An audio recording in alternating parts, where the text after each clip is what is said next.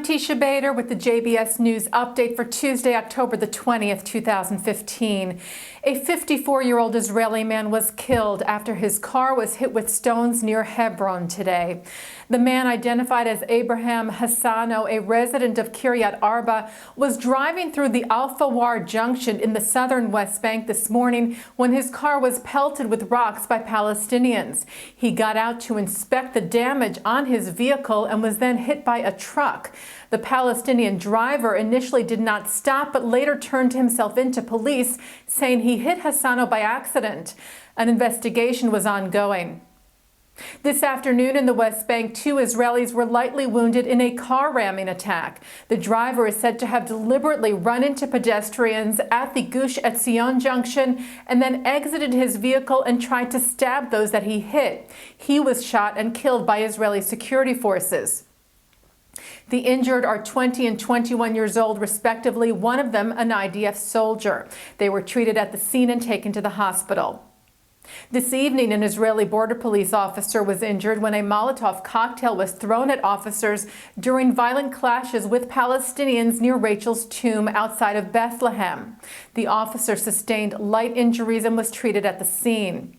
And this morning, in a violent riot which broke out in the village of Beit Awa, during which one of the Palestinian protesters charged IDF soldiers with a knife, stabbing one of them.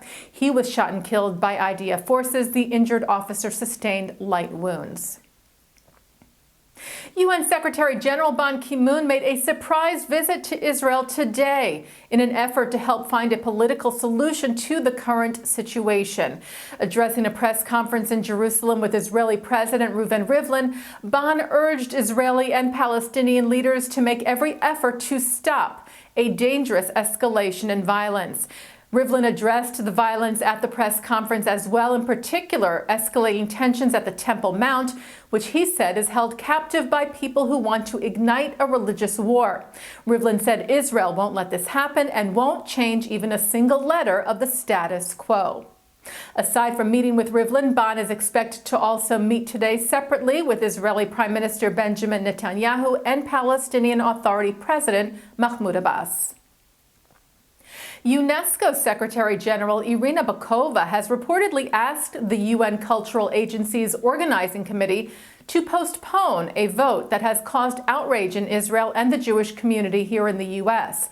The vote is on a Palestinian-sponsored resolution calling for the Western Wall to be declared as part of the Al-Aqsa Mosque and a Muslim site. As we reported to you yesterday, Israel slammed the proposal, calling it an attempt to distort history and create a false reality. Hebrew newspaper Ma'ariv reported that Bokova requested to postpone the vote after meeting with Israel's envoy to UNESCO, Carmel Shama-HaKohen. Bokova then reportedly met with the Palestinian envoy and asked him to change the wording of the proposal.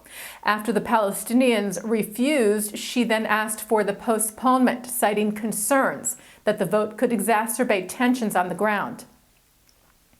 Jewish organizations, meanwhile, are echoing the outrage expressed by Israel over the proposal and are calling on UNESCO's executive board to reject it. The American Jewish Committee's executive director, David Harris, said Abbas was trying to undermine truth and worsen an already volatile situation. Harris urged UNESCO to, quote, reject this naked assault on historical fact and brazen effort to strip the Jewish people of the age-old link to our most sacred site, the Western Wall. B'nai B'rith International President Alan Jacobs and Executive Vice President Daniel Mariachin wrote to Bokova that if the proposal passed, it would be a systematic erasure and undisguised historical revision, robbing Jews of history and identity. They called the move a play to further delegitimize Israel and encourage discontent among Palestinians. The Conference of Presidents of major American Jewish organizations called the resolution an affront and assault on Judaism and Christianity, and culminates years-long effort, they said, to denigrate and deny Judeo-Christian history and ties to Jerusalem. Chairman of the conference, Stephen Greenberg, and Executive Vice Chairman Malcolm Hoenlein wrote to Bokova that for years the Palestinian Authority has carried on a campaign to rewrite the history of the holy sites in Jerusalem and other parts of Israel. The Jewish Council for Public Affairs said the proposal move devalues and dishonors the Jewish heritage in Jerusalem. They said Jerusalem is a city holy to Christians, Muslims, and Jews. Israel recognizes this, and so should UNESCO. U.S. Ambassador to Israel Dan Shapiro reopened the U.S. Embassy's American Center in Jerusalem yesterday. The center includes facilities for exhibitions, conferences, lectures, concerts, and more. Shapiro said at the ribbon-cutting ceremony that the current tensions remind us of the critical need for continuing our joint efforts. He said this new space will give us even greater capabilities to do so. The Anti-Defamation League announced its new national chair, Marvin D. Nathan.